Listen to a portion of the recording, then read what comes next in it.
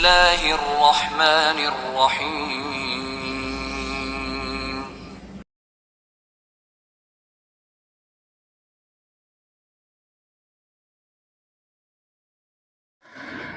السلام عليكم ورحمة الله وبركاته.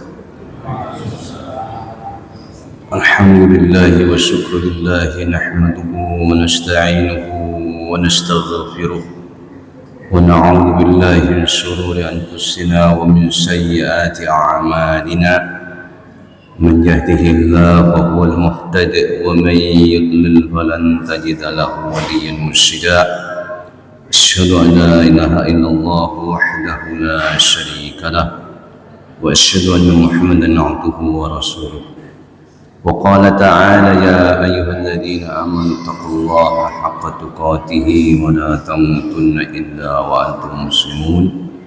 يا أيها الذين آمنوا اتقوا الله وقولوا قولا سديدا يصلح لكم أعمالكم ويغفر لكم ذنوبكم ومن يطع الله ورسوله فقد فاز فوزا عظيما. أما بعد. Alhamdulillah, dengan izin dan pertolongan Allah semata, maka pada malam ini kita bisa melanjutkan ngaji kita dalam bab tauhid, yaitu apa itu makna tauhid adalah kullu ma yu'badu min ghairillah wa huwa radin anhu, yaitu semua yang diibadahi selain Allah dan dia ridho kepadanya. Itu meliputi al-ghaib, ada yang sifatnya ghaib, ada yang maddah, ada yang benda, ada yang insan, ada yang hawa. Nah, yang kita kaji terakhir adalah yang maddah, yang berupa benda.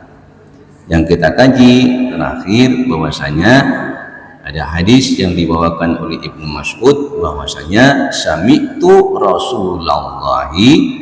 Hati-hati ya kalau baca hadis setelah sami'tu begini ya, ini sami'tu, maka rasulnya ini tidak boleh Rasulullah karena menjadi maf'ul bih, maka harus sami'tu Rasulullah sallallahu alaihi wasallam yaqul.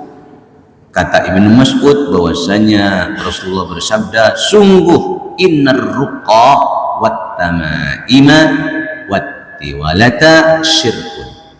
Ya, sungguh namanya ruqah atau ruqyah atau suwuk atau jampi-jampi, mantra ya. Kemudian wat tamaim, tamaim ini bentuk jamak dari tamimah, artinya jimat ya. Kemudian wat tiwalah, tiwalah ini artinya guna-guna, pengasian, mahabbah gitu ya. Itu kata Rasulullah syirkun, itu semua adalah syirik. Nah, kemudian ditambahkan lagi, ini saya kasih tambahan catatannya, ini rawahu Abu Dawud, Ibnu Majah dan Imam Ahmad ya rahimahullah. Nah, terus kemudian ada dari Imam Ahmad tersendiri mengatakan man 'allaqa tamimatan faqad asyraka. Ya, barang siapa yang menggantung atau menggantungkan tamimah atau jimat, maka sungguh dia telah berbuat syirik. Umumnya dulu ya, tamimah ini, jimat itu umumnya dulu digantung, makanya ada man 'allaqa. Tapi boleh jadi sekarang enggak digantung, dipakai, mungkin disimpan di bawah bantal, mungkin ditaruh di bawah cowek dan lain sebagainya. Maka itu semuanya adalah tamimah ya. Jadi ini yang ini sudah kita bahas. Nah, ini dalam bentuk bahasa Indonesia saja supaya cepat ya. Jadi ada yang benda fisik ya, ada benda tertulis raja ya. Makanya kemarin sudah saya jelaskan contohnya orang dulu, bapak-bapak dan ibu-ibu bisa bayangkan dulu di lingkungan saya kerja itu ada guru anyaran. Anak ini lulusan pondok pesantren dari Jombang sampai Probolinggo. Ujung-ujungnya, endingnya wis dadi guru Al-Quran, guru Al-Islam, nggawa jimat, yaitu apa? Berupa sabuk, lek ngarani kuwi sabuk asmaan. Dari mana? Ditengeri karo konco-konco yang lain, diguyu-guyu, ketok mentol, ya, bagian belakang di pinggang itu mentol melembung titik. Saya mikir persis sabuke bapakku. Jadi orang dulu gampang sekali, ya. Kalau saya mengatakan ayah saya, pak lek saya, bude saya dan sebagainya punya seperti itu, maklum, karena mereka adalah orang yang tidak ngerti, orang bodoh, gak tahu ngaji, gak iso ngaji, tapi duwe istilah pak, beguron, punya guru spiritual. Gurunya sering datang ke rumah muridnya, entah 3 bulan sekali atau setengah tahun sekali atau mungkin setahun sekali. Saya tahu persis nih keadaan ini. Tapi setiap suro akan datang ke rumahnya guru itu, mencari ilmu, ya, maka nanti akan dikasih. Gurunya itu masih ingat saya, namanya Pak Abu, titik-titik, rumahnya di mana? Di Puker. Oh, siapa yang Jember ngerti Puker? Nah, anehnya loh Pak, itu dipanggil, ya, sang guru atau Pak Kiai, tapi tetangganya nggak ada yang ngerti. Kiai apa Pak?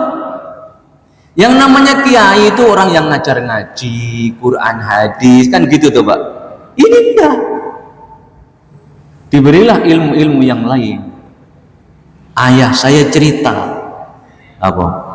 Rek rono bengi kira-kira jam 1 iku kok ngisi. Bukan ngisi jeding, Pak. Ngisi ilmu.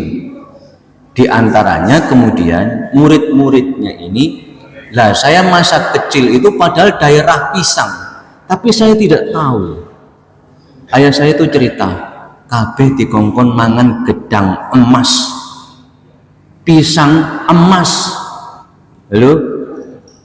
Nah, pisang itu sebelum dimakan diencepi gulungan kertas kecil tulisan Arab. Digulung kecil gitu Pak, dimasukkan di pisang emas. Pisang emas itu koyo apa Pak? Masuk karo pisang emas. Saya itu punya macam-macam pisang di pekarangan, tapi pisang emas itu tidak punya. Pisang raja, pisang susu, pisang rindang, punya macam-macam. Tapi pisang emas tuh, bahasa di Surabaya ngerti ya. Oh, sing didol sak cengkeh piro, bukan pisang Berlin loh ya. Nah gitu. Kata ayah saya Pak, ya, aku lek wis mari mangan gedang, aku koyok-koyok mulih teko Puger iku tanpa kanca aku wani. Kena ilmu apa iku, ya. Aku mikir iku sugesti apa. Terus kemudian giliran Pak, minta apa? Njaluk apa? Nah, yang paling terkenal tetangga saya yang anaknya kiai juga ini. Tapi kiai zaman biyen. Pokoknya iso ngimami tahlil kalau selamatan. Saya teringat sekali gini. Ibu saya itu kalau ngundang, Min, dadi kiai ku penak Min. Oh iya. Jirene Mbah Munaji. Mbah Munaji itu yang dianggap kiai. Kiai ku penak nduk, apa? Minggu gedang orang ngantek sewengi iso mateng. Bapak-bapak ndak tanggap. Kowe ngerti? Ngerti. Marek sekolah. Ya. Piye maksudnya? Lah kiai bangun haji lek ujug ni pas slametan iku kan dilu mateng gedang iku mergane wis mateng.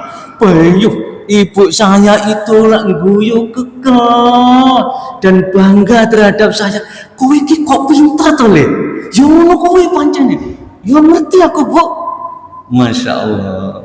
Jadi diantaranya kudangan kayak seperti itu. Ini punya anak Wadi Tukur, namanya Mas Hafal, sudah meninggal. Ya sama, satu perguruan dengan ayah saya. Ya, begitu masuk ke rumahnya, gilirannya Pak Kiai Abu ini tadi jalur apa ri? Pengasihan, Pak. Apa mintanya? Pengasihan. Sampai gurunya itu mengatakan, kata bapak, kowe ku kebiyen pengasihan ae. Tapi dikei. Maka kemudian ini juga anaknya kayak tadi dan juga tukang ngajar ngaji. Ini mohon maaf, bojone gonta-ganti. Yang ngantek ping 4 ping 5 ceritanya. Ya Allah. Ya, itulah ceritanya kenapa dia punya pengasihan. Jadi itu ceritanya. Ya. Jadi ini apa benda-benda yang dianggap jimat itu fungsinya adalah untuk apa ini, Pak? Melindungi pemiliknya dari bahaya atau penyakit yang disebabkan oleh ain atau pandangan mata, untuk mendatangkan manfaat. Apa mendatangkan manfaat? Misalnya untuk menarik lawan jenis, melariskan dagangan, mendatangkan keuntungan besar dan lain sebagainya. Barangnya berupa macam-macam. Saya sebulan yang lalu diguyoni sama Pak Jarot. Apa? Wah, lek wayahe Pak Katimin sing ngaji, wong-wong gak enek sing wani gawe akike. Terus ada hubungan apa sama akik-akiknya Bapak yang dipakai itu? Kenapa waktu saya ngaji kok kemudian dilepas? Kenapa? Memangnya saya ini Tuhan? Memangnya saya ini Rasulullah yang tahu tentang gaib? Rasulullah tidak ngerti tentang gaib, yang tahu tentang Allah. Ya, yang tahu tentang gaib hanyalah Allah. Nah, sekarang begini, akik itu tergantung penyikapan dari yang punya. Kalau itu hanya sekedar hiasan, kayak kalungnya ibu-ibu, misalnya kalung emas yang belinya di Medina atau di Mekah, harganya 1 gramnya sekian, loh itu barang hiasan, nggak ada hubungannya dengan mantra. Paham ya, Pak? Akik ini kalau benar-benar akik yang artinya batu, apakah jenisnya macam-macam itu, saya pernah dulu diberi akik tapi hilangnya kayak bukan batu ponari loh ya, hilang mergo embo tak delendi. Karena memang saya nggak berai sampai sekarang, yang nggak pernah saya beli, nggak pernah memakai akik ya, nggak pernah. Tapi kalau seandainya mungkin diberi orang untuk sementara waktu, saya pakai ya hanya untuk hiasan saja. Sama dengan bapak-bapak itu memakai jam tangan itu loh. Wah, saya ini punya jam tangan loh, Pak. Saya itu tidak berayu punya jam tangan itu 2 yang harganya tidak murah.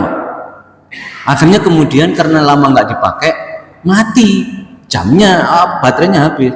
Dibelikan oleh anak saya itu, wis ya tak tukokno baterai ini. Baterainya saja harganya 300 kalau 300 saudara. Saya pakai, ketika saya pakai, anak-anak komentar, ayah keren ya, keren komentarnya. Tapi karena nggak terbiasa, ya saya tahu lagi, mati lagi sekarang. Nggak ada nilai kesirikan sama sekali dengan jam itu, Pak, saya, Pak. Karena fungsinya untuk tahu waktu dan ganteng didik gitu lah. Ibu itu senengani ali-ali, terus kemudian kalau orang dulu, mohon maaf ya, sampai perempuan itu, laki-laki juga banyak dulu pakai patik. Patik itu gigi yang di plombir emas itu kan gitu. Maka kemudian ada guyonan kan dulu. Guyonan apa? Yang jual salak itu orang Madura, ya. Terus yang beli itu orang Banjar, ceritanya gitu. Sing jual salak orang Madura, ibu-ibu betul. Ditanya, Ini berapa Bu harganya salak ini? Yang ini 500. Tapi kalau duding menunjukkan salaknya ini tidak yang ini atau yang ini? Akhirnya apa? Yang ini. Oh gini. Yang apa? Yang mau beli itu orang Banjar, gitu ya. Itu menudingnya salak itu yang ini berapa Bu? Tidak diduding satu jari gini. Yang ini ditunjukkan karena ndek ini ahli-ahli tok. Ini gak sirik ini, kenapa? Pamer ndek jariku ini ahli-ahli emas tok. Ini berapa Bu? Nah, sing dodol wong Madura senengane patikan 500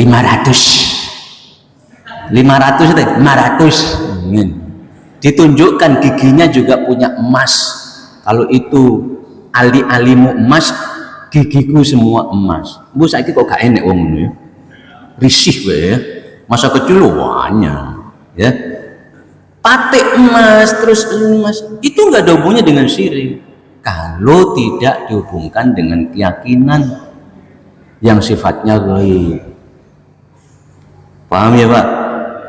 Memang kayak sukanya ini akik dari mana?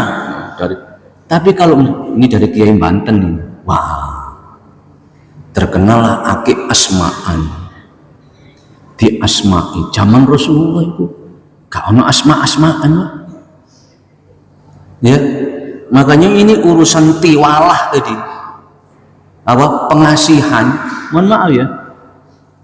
Dulu ketika siapa itu Zaid bin Harithah ketika dinikahkan sama Zainab binti Jahsy itu, Zainab Jahsy itu ketika tidak atut itu oleh Rasulullah tidak dibekali. Ya Zaid, ucapkanlah ini supaya istrimu itu katut runtut. Gak ada Pak. Akhirnya cerai. Tapi kan aneh, kamu kalau pengen dikasih wacawan surat Yusuf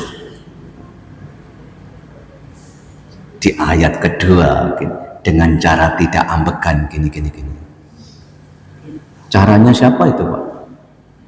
Halo, warna iku lek sampean amalno ya sampai wong wedok iku iso ngipi ini bergaul karo sampean sampai seperti itu Pak.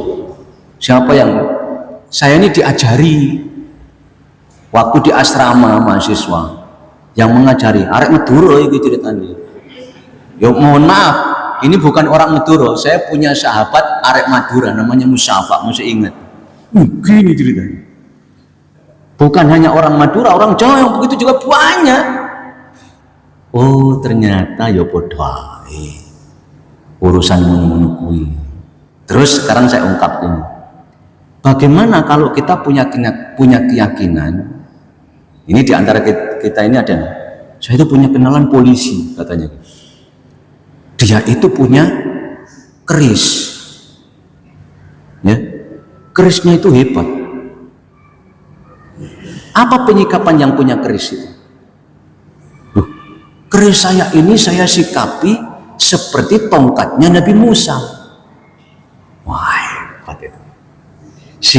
sehingga dia penyikapannya tidak syirik. Kenapa? Karena disikapi hebatnya keris saya seperti hebatnya tongkat Nabi Musa. Saya masih teringat ketika tenar-tenarnya Ustadz Zainuddin MZ. Masih ingat ya? Dai sejuta umat. Kalau kita mengatakan bahwa keris saya ini punya kehebatan, punya karomah macam-macam, kita syirik, kita musyrik. Tapi kalau kita punya keyakinan dan ketika ditanya orang, ini dikaruniai oleh Allah, keris saya ini, akik saya ini diberi keistimewaan oleh Allah, yang memberi keistimewaan Allah, maka kita tidak syirik. Ayo, bener gak? Ayo, bener gak? Iki saya ngomong Kiai Haji Zainuddin MZ lagi. Guru ini mengatakan gitu. Kalau kita punya keyakinan akid, kita punya keyakinan keris dan macam-macam, kalau itu kita yakini yang menghebatkan itu Allah, maka kita tidak musyrik. Tapi kalau ujuk-ujuk kita ini punya keistimewaan, batu saya ini, keris saya ini, kita musyrik. Saya saat itu, apa yang ngono? Terus kemudian, kalau seandainya iya, keris bapak itu seperti mukjizatnya Nabi Musa, sing ngomong sopo? Hah? Yang ngomong siapa? Nabi Musa kah? Apalagi kita Nabi Muhammad SAW kah? Atau betul-betul Allah berfirman dalam Al-Quran, kerismu iku gitu. Hebat kayak tongkatnya Nabi Musa. Kalau memang iya ya tidak apa-apa. Paham ya Pak? Untuk mengatakan mana dalilnya bahwa barangmu itu dimuliakan oleh Allah? Hah? Ada. Kita tahu Hajar Aswad, Pak. Apa kehebatan Hajar Aswad, Pak? Halo? Mungkin di antara kita, wah aku berhasil mencium Hajar Aswad, besok akan menjadi syafaat saya di hari kiamat. Oh, nanti dalilin. Oh, barang siapa yang berhasil mencium Hajar Aswad dijamin masuk surga. Oh, nanti dalilin. Umar bin Khattab itu akidahnya waras. Kenapa? Umar bin Khattab mengatakan, ya Hajar, anta Hajar. Hai batu, kamu ini batu. Apa katanya Umar bin Khattab? Laula ra'aitu, kalau seandainya aku tidak melihat Rasulullah lam yakbalu, Rasulullah itu tidak mencium kamu, lam akbartu. Kalau seandainya aku tidak melihat Rasulullah itu tidak mencium kamu, aku tidak bakalan mencium kamu ya Hajar Aswad. Masya Allah. Nah itu akidahnya jelas, sehat. Kenapa orang-orang itu menjalankan mencium Hajar Aswad? Karena meniru Rasulullah. Tapi kan ada tingkatan, Pak. Tingkatannya apa? Nek mungkin ngambung ya ngambungen.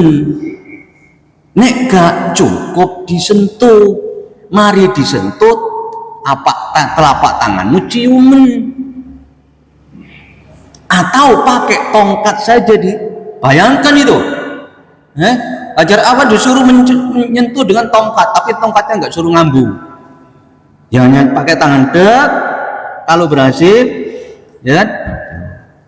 Kalau tidak, cukup dengan angkat tangan. Ya, cukup begitu saja. Nah anehnya kita itu makso-makso, kadang-kadang tak mati barang karena sampai ketika saya haji itu ada yang telanjang gitu.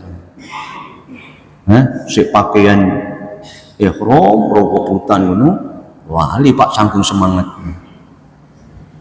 Yang hebat itu istri saya, pengen tinggal kira-kira satu depan di sisi saya. Mas, wis cedek. Kowe pengen tak? Ayo tak desak. Enggak. Kenapa? Enggak syar'i. Aku nanti kalau memaksa itu pasti aku kok mesti ditubur wong lanang. Wis saya. Apa kata Rasulullah? Cukup lambaikan tangan. Yang lambaikan tangan enggak ada kisbe. Nah, yang angkat tangan hanya angkat tangan saja. Yang kisbe ya dicium yang berhasil.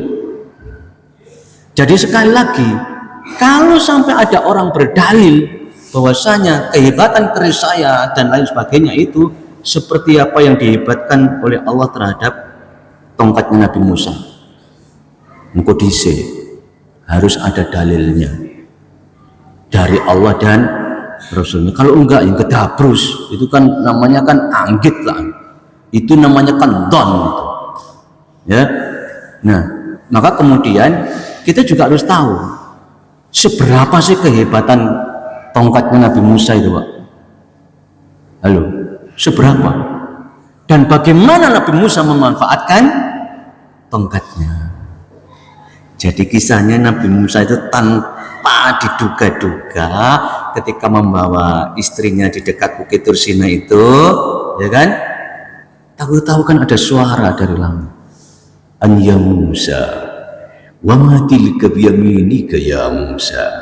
Hai Musa, apa yang ada di tangan kananmu itu? Bukan Allah tidak tahu, Pak. Justru yang tidak tahu itu Musa. Maka Musa berkata, qala hiya asaya. Jadi langsung ada bicara atau komunikasi yang hebat gitu, Pak. Bengi-bengi malam-malam sepi adem amat. Yang di sana kelihatan kayak obor gitu. Ya, di Tursina. Tapi kemudian Allah mengatakan, apa? Musa itu menjawab, loh, ini tongkatku. Apa dikatakan? At-tawakkau 'alaiha. Kemudian wa ahussu biha ila ghanami. Kemudian waliya fiha ma'aribu ukhra. Loh, ini tongkatku ya Allah. Yang dengannya lah aku at-tawakkau 'alaiha. Aku berteken, aku semenden, atau kadang-kadang saya gunakan teken. Atau apa? Wa a'udzu bihala ghanami, dan saya gunakan untuk ngebyok daun-daun itu tapi untuk kambingku. Atau waliya fiha ma'aribu, atau untuk kepentingan yang lain ya Allah. Itu tidak ngerti loh Musa itu. Maka kemudian ibu-ibu harus tahu, loh, lah iku ndhisik iku tongkate iku tekan ndi? Jangan dibayangkan tongkatnya Nabi Musa yang orang mudun celorot kayak di Indosiar. Tongkat asal, ay Musa khuja Musa hadal asal, ay itu tongkat ambillah Musa. Lah, bukan begitu. Nabi Musa dulu ketika menjadi pembantunya Nabi Syuaib di Madian itu kan Nabi Musa kena aturan dari Nabi Syuaib, kowe gelem ngrabi anakku. Ya kan? Nek kowe gelem syaratnya gampang. Apa? Kowe yang ngono wedhus kuwi ngonen 8 tahun. Nek wis genep 8 tahun, nek kowe gelem menggenapi 2 tahun lagi genap 10 tahun, kamu lebih baik lagi. Jadi apa Pak? Maharnya kok ngoni wedhus 8 tahun. Ngono ku ya gelem Nabi Musa. Aku mikir, Pak, saiki misalnya anak rondo wayu gelem ngepek anakku iku utawa perawan ayu, syaratnya apa? Ngono wedhusku 8 tahun. Aku golek wong liya, Pak. Tapi Nabi Musa ini mengatakan, iya, aku penuhi permintaanmu yang pertama, yang 8 tahun. Kemudian yang kedua apa terserah aku. Begitu. Akhirnya angon wedhus 8 tahun. Lah arek angon wedhus itu biasa, Pak. Kayak aku biyen. Enak pohon kerangkung tes genggepuki wedhus. Lah iki rupane nek kayu dawa baca kono karo kene genggepuki wedhus. Lah enek pohon sing dukut digebyoki godhong. Kata Nabi Musa begitu. Dia tidak ngerti iki memang tongkatnya Nabi Musa. Oleh-oleh angon wedhus. Betul loh. Apa macok dewi, tapi anehnya ditanya oleh wa ma tilka bi yaminika ya Musa, iku sing di tangan kananmu iku apa? Hiya asaya, ini tongkatku ya. Alqiha ya Musa, lemparkan hai Musa. Fa alqaha, oleh Musa dilempar. Fa idza hiya hayyatun tas'a, tahu-tahu dadakno dadi ula sing ini, Pak. Ulah meneng tok ngono gak menggeliat ini, Pak. Makanya dalam surat apa An-Naml di ayat 60 itu, wala alam yu'aqib gitu. Begitu ngosel-ngosel ngono, Nabi Musa itu melaju, Pak. Ya wedi ya Nabi Musa. Dikatakan walam yu'aqib, bahkan Nabi Musa gak noleh belas. Maka dipanggil ya Musa. Hai Musa, khudh ya Musa, sam'i itu asyiratal ula. Hai Musa, nabiku enggak ada yang takut. Kembalilah, ambillah aku akan kembalikan keadaan semula. Moro meneh Nabi Musa. Pengunjukku, khud ya Musa, ambil Musa. Yo wani yo wedi. Akhirnya moro-moro menjelma maneh. Tapi Nabi Musa enggak pernah mengatakan, aku nggak tongkat ajaib. Karena pemanfaatannya ini bagaimana? Enggak tahu Nabi Musa. Ketika adu sama tukang sihirnya Fir'aun, kamu yang melemparkan dulu atau aku yang Musa? Kalian saja. Karena Nabi Musa juga ngerti gimana cara melempar. Begitu ular banyak, Nabi Musa takut. Allah berfirman lagi, alqi ya Musa, lemparkan. Nunggu perintah Allah. Terus kemudian sing nemen maneh ketika dikewajar oleh tentara Fir'aun itu, wis cowedek karo Laut Merah itu. Jenenge Bani Israel, Pak. Hai Musa, sebentar lagi kita mampus Musa. Kita hancur lebur. Kenapa? Itu Fir'aun dan tentaranya sudah di belakang kita. Tapi Musa mengatakan apa? Innallaha ma'ana. Allah beserta kita. Bani Israel lebih ngomel lagi. Ma'ana terus Musa. Sebentar lagi kita mati. Itu loh Fir'aun sudah dekat. Tapi kemudian Musa iku kok gak gelem gepuk segoro iku karo. Makanya enek sembarangan digepuk nih segoro Asad, digepuk nih segoro Gunung Jubruk kan gitu tuh. Iku bener-bener tengkatin Musa iku saja. Tapi Musa ya jadi bloon. Menang terus piye? Padahal umatnya sudah kayak gitu. Akhirnya fakunna dribal baqara ya Musa. Hai Musa, lautmu yang di depanmu pukul dengan tongkatmu itu. Jadi yang namanya mukjizat itu kerjanya kapan? Kapan berfungsinya barang mukjizat itu? Tunggu perintah. Nabi Isa yang dianggap Tuhan oleh para orang-orang Kristen itu, karena berhasil menghidupkan orang mati, menyembuhkan orang buta, kemudian menyembuhkan orang sakit lepra. Ping piro dianggapnya lah enek wong mati no, terus Nabi Musa dekat, ojo dikubur dhisik, tak uripno ngono ta. Enek wong buta, setiap ada orang buta diusap jadi orang melek gitu. Enggak. Itu kan gara-gara melayani Bani Israel. Musa, Isa, nek kowe pancen nabi iku ono wong pijak sejak lahir. Ayo, nek pancen nabi, lekno iki.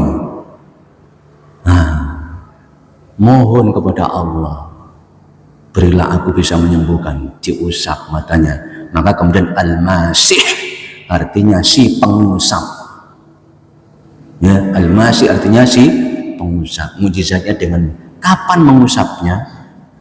Lah jimat tak beda, Pak. Jimat itu kapan datangnya kehebatannya jimat? Ya tergantung apa jari sing punya. Watak aja deret sakti ya. Atau ngetok nih kare sret langsung sakti. Saya diberitahu oleh atasan saya, orangnya sudah meninggal, memang orang Kejawen asli ya, dia termasuk diaku kadangnya Umar Dhani zamannya Pak Harto, itu orang Kejawen asli, itu kadang kinasihnya yang saya kenal orang Kayung Sari. Amin, aku itu duit keris sakmene. Tapi ciri ini wis dikuat. Keris iku dik nalika aku menuju Malang itu tak pasang di mobil. Mobilku gak kudanan belas walaupun sudah hujan deres. Nah sing mayungi sapa, Pak? Nah itu namanya jimat. Hati-hati di jimat. Maka kemudian di situ syirik, Pak. Kenapa jimat itu syirik? Menjadikan orang syirik dengan jimat. Karena orang tawakalnya sudah tidak kepada Allah. Kalau kita punya kiai dalam arti yang dia punya kekhususan, hati-hati lah, Pak. Kalau bapak-bapak ini sudah punya background guru spiritual, ya, yang dianggap hebat, pokoknya selama ono kiaiku selamat, rezekiku lancar, itu berarti ya iku Tuhanmu. Ya, itulah Tuhanmu. Hati-hati ya Pak. Makanya orang yang punya jimat itu kan sampai berani ditembak. Ayo, ceritanya orang Sulawesi itu kita saksikan di YouTube, orangnya gondrong sama ini ditembak laka-laka Pak, teruskan, habiskan burumu. Tapi kemudian temannya memberitahu polisi, pengapesan ini 3G itu Pak. Di situ ada ahli-ahlinya, tembak, ngelepar Pak. Habis ngelepar ditembak, jus mati. Kenapa orang itu bisa sombong? Halo, kenapa orang itu bisa? Pokoknya aku selaman duwe iki. Maka orang yang punya jimat, kalau jimatnya dipisah, dia tidak akan sombong. Takut dia. Maka disitulah letak kesyirikan. Kenapa? Karena tawakalnya berubah kepada benda itu. Ya, ngono ta.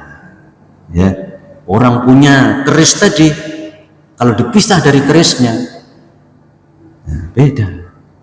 Jadi kalau sang dalang itu memakai keris yang di belakang itu zaman dulu, ya kan, itu kalau hanya sekedar hiasan saja nggak apa-apa.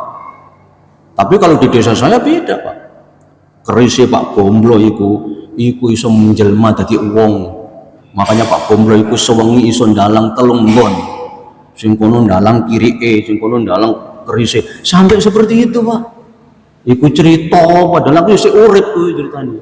Tapi ono cerita tuh, Pak Gomblo mambengi iku ndalang telung nggon. Saking hebatnya sang dalang. Ya, kenapa? Dia punya keris misalnya. Tapi yang mengibatkan orang. Dene wong iku ngono ya mbok. Sing jelas dalangnya memang dukun. Di antaranya gitu.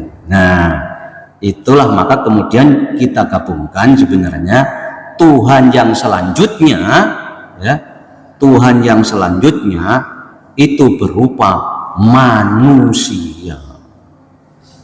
Ya, setelah tamimah ini nanti kita akan apa namanya? Nanti kita Tuhan atau tauhid selain Allah itu ada yang berupa manusia. Kok ono? Kok bisa? Contohnya apa?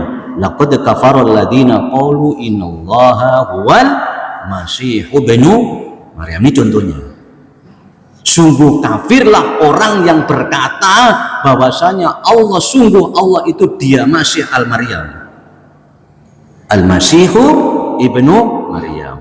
Wa qala al-Masihu, padahal Nabi Isa itu berkata, ya Bani Israel, u'budullaha rabbi wa rabbakum innahu man yusrik billah. Ini loh Pak, pentingnya itu di sini. Ya, Nabi Isa berkata apa? Hai Bani Israel, sembahlah Allah saja. Allah itu Rabbi wa Rabbakum. Allah itu ya Tuhanku, ya Tuhan kalian. Terus ini, innahu, sungguh dia, man, siapa orangnya, yusrik billahi, siapa yang persekutukan Allah, faqad haramallahu alaihil jannata wa ma'wahun nar wa ma lidzalimina min ansar. Siapa orangnya? Ini sama saja. Nabi Isa, Nabi Adam, Nabi Nuh dan sebagainya sampai Nabi kita Muhammad SAW, sabdanya sama dengan ini. Apa? Siapa yang persekutukan Allah, sungguh Allah akan mengharamkan bagi orang yang persekutukan itu jannah.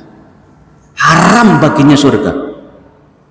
Nah, wis haram baginya surga berarti yang halal apa? Neraka. Makanya Rasul tadi mengatakan innar ruqa wa tamaim wa tiwala, itu dikatakan apa? Syirkun. Loh, kok dengan sederhananya Rasul mengatakan apa? Yang dinamakan jimat, kemudian jampi-jampi, suwo, kemudian pengasian atau apa pelet, itu kata Rasulullah itu adalah syirik. Loh, lek syirik kata apa? Man yusrik billahi faqad haramallahu al-jannah. Siapa yang syirik kepada Allah, maka sungguh diharamkan oleh Allah baginya surga. Hati-hati ya Pak, mumpung si urip tidak ada urip ping pindho. Ya, sekali lagi saya bacakan hadis itu. Apa? Likulli nabiyyin da'watun mustajabatun. Semua nabi, kata Rasulullah, itu dikarunia doa yang istijabah. Tapi ciri Rasulullah apa? Fata'ajjal bih.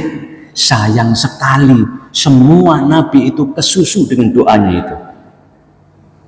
Sudah dipakai di dunia. Kata Rasulullah. Terus kemudian ikhtara'tu da'wati. Ya, adapun doaku yang istimewa itu, kata Rasulullah, yang mestinya saya pakai di dunia, itu saya simpan. Syafa'atan li ummati yaumal qiyamah. Akan saya gunakan syafaat bagi umatku besok ing dina kiamat. Ya. Sampai Rasulullah mengatakan, "Faya nailatun insyaallah." Kata Rasulullah, dan semua umatku nanti akan dapat. Kata Rasulullah. Dadak nosek koma Pak hadisnya Pak. Seumpama hadisnya cukup sampai di sini, dan semua umatku niscaya akan dapat. Dadak nosek anak terusannya di situ. Man mata min ummati la yusriku billah. Sok sapa wong dari umatku ini duk nalika matine, ketika dia mati, kata Rasulullah, dia tidak membawa dosa syirik. Dengan kata lain Pak, siapa umat Rasulullah kok ketika mati belum taubat dari dosa syiriknya, maka dia tidak akan dapat syafaat Rasulullah Sallallahu Alaihi Wasallam. Medeni Pak. Ya.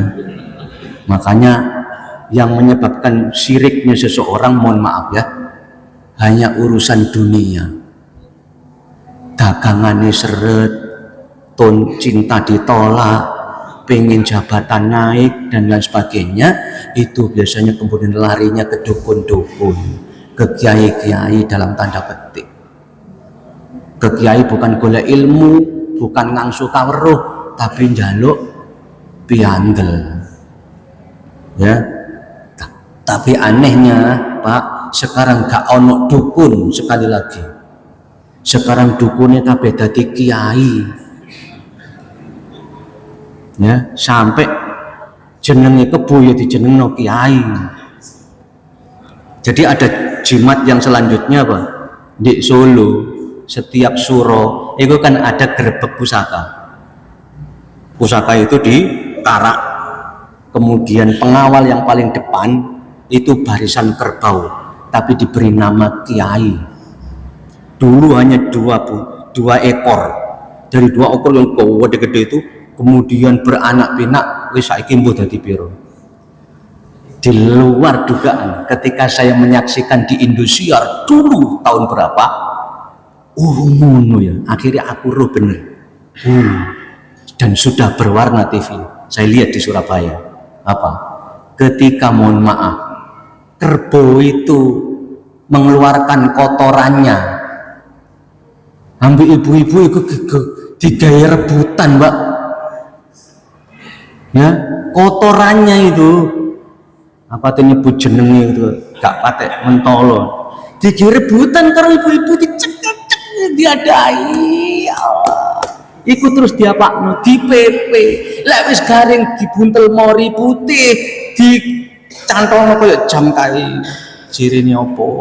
Oke, datangkan rezeki. Rezekine yo kuwi, Pak. Ya Allah. Aku terus mikir, di zaman modern orang masih percaya kepada kotorannya kerbau. Di mana? Di Solo. Keratonnya Pakubuwono. Ya, tak kira bisa iku ning Jogja, ternyata di Solo. Ya, jadi kalau di sana di Jogja itu Hamengkubuwono, kalau di Solo Pakubuwono. Masya Allah. Dadakno cek ono wong koyo ngono. Ya, percaya karo kerbau. Nembasan aku mulih enek wong duwe kerbau bule. Zamanku cilik kebo bule kuwi gak payu didol. murah masuk gede. Kenapa? Wong gila. Kan bulunya putih, Pak. Saidep-idepe putih. Gak enak wong klem jijik. Saiki lek ning Jember mlebu desa ada. Iku barang simpenan. Saya tanya kadang, "Ki opo?" "Ono, Mas." Engko lek menjelang suruh mesti ono wong tuku dan itu harganya berlipat-lipat. Mulane di ingoni. Dike apa? Ge sajen. Ge wadal. Ya. Na'udzubillahi min dzalik. Iki wis isak ini. Oh, kurang 8 menit. Ada yang tanya. Karena gini, modelnya berhubung wis ngumpul ngene, mari adzan langsung iqomat. Kan gitu. Sakjane adzan ada jeda ya, terus iqomat. Tapi enggak, berhubung sudah ngumpul ya wis gak apa-apa. Barangkali ada yang tanya. Ya.